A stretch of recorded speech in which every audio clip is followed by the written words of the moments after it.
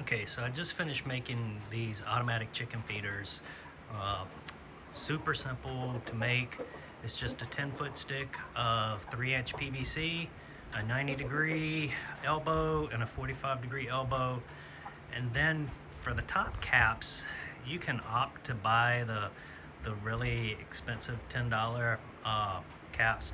I bought the temporary caps that fit inside.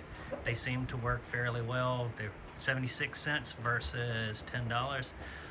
All in all, I have around $50 in these two.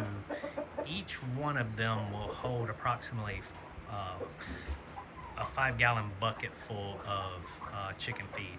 We don't buy the regular chicken feed from Tractor Supply. We opt to make our own. We use a little bit of cracked corn, some oats, some wheat, peanuts, and black oil sunflower seed, and the chickens tend to love it.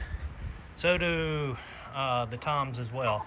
But as you can see, they have no problem with it. We can go away for a few days and not have to worry about feeding the chickens. So hope you enjoyed this video, and hope it gave you some ideas. Thanks everyone. Have a great day.